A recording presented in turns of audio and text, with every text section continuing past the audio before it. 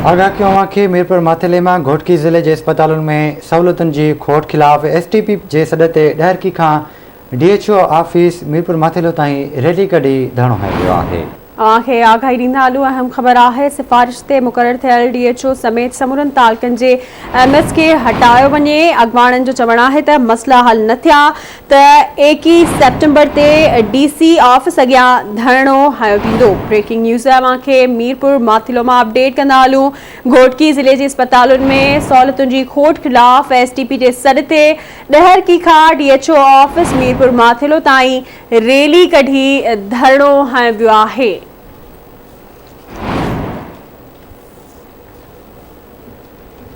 आगाह कयूं पिया मीरपुर माथेले में घोटकी ज़िले के अस्पतालों में सहूलतुन की खोट खिलाफ STP के सॾ ते ॾहरकी का DHO ऑफिस ताईं रैली कढी धरणो हंयो वियो आहे। अॻवाणनि मुतालबो कयो आहे त सिफारिश ते मुक़रर थियल DHO समेत समूरन तालुकनि के MS के हटाए वञे। ॾहरकी समेत ज़िले के कंहिं भी अस्पताल में मरीज़न लाइ का भी सहूलत फराहम न आहे। जाम फताह समेज जो चवणु आहे त मसइला हल न थिया त 21 सेप्टेम्बर ते DC ऑफिस अॻियां धरणो हंयो वेंदो।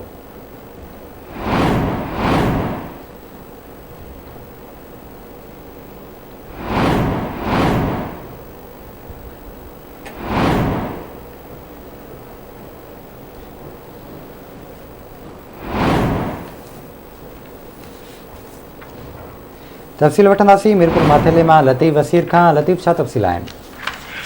जी बिल्कुल, आज सिंध तरक़ी पसंद पार्टी के सॾ ते STP वाइस चेयरमैन जाम फताह समीर जी अॻवानी में ॾहरकी खां माथेलो DHO ऑफिस एहतियाजी रैली बाद धरणो हुयो वियो। उन्हनि जो मुतालबो हो त घोटकी ज़िले अंदर जेके अस्पतालूं आहिनि उहे रेफर सेंटर बणियल आहिनि। उन्हनि खे अपडेट कयो जेका कानून आहे ख़तमु कई वञे।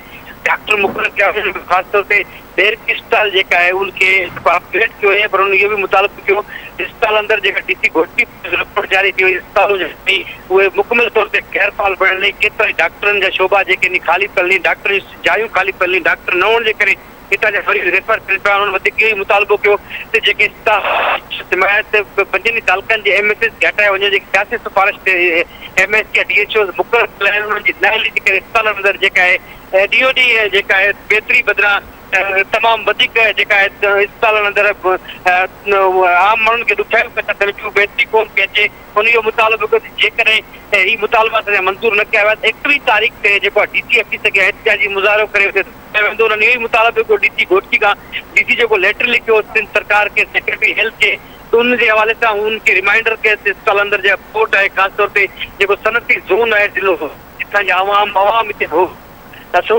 नुमाइंदा कोन पे उन्हनि सिंध सरकार चूंडियल नुमाइंदनि के खां भी नोटिस वठण जो मुतालबो कयो आहे। जेकॾहिं मुतालबा मंज़ूर न कया विया अस्पतालनि जी बेहतरी के लिए तमाम सख्त एहतियात किया वेंदो। अस्पताल जी सिहत खाते अंदर अदालत जो दर खड़कायो वेंदो। उन्हनि मुतालबो कयो दिल्ली अंदर जेका सालानी करोड़ रुपए की बजट अचे पई उहा किथे ख़र्चे उनकी शाख शफ़ाफ़ हिकिड़ी इंक्वायरी कई वञे कि जेके अस्पतालनि जी बेहतरी जे लाइ करोड़ रुपया जारी थियनि था उहे किथे ख़र्च थियनि था पिया। ख़ासि तौर ते ॾहरकी मीरपुर घोटकी ऐं उबाड़ो खानपुर मार्ग में जेके अस्पतालूं आहिनि उते डॉक्टरनि जी खोट आहे। आम माण्हू जेके अचनि पिया उन्हनि खे दवाऊं कोन थियूं मिलनि, डॉक्टर स्टाफ कोन्हे, अमलो वो सख्त ॾुखाइनि खे मुंड अहिड़ी तरह अॼु एहतियात कयो वियो आहे, धरणो हंयो वियो आहे। ख़ासि तौर ते DHO घोटकी खे हटाइण जे लाइ जे हवाले सां उन्हनि इहो मुतालबो कयो आहे DC घोटकी खां त 7 ॾींहंनि अंदर जेकॾहिं असांजा ही मुतालबा मंज़ूर न कया विया अस्पताल बेहतरी न थी वई सख़्त एहतियात कयो वेंदो। उन जी अॻवानी STP जा करे रहियो। जी महिरबानी अवां जी लतीफ़ अपडेट करण लाइ।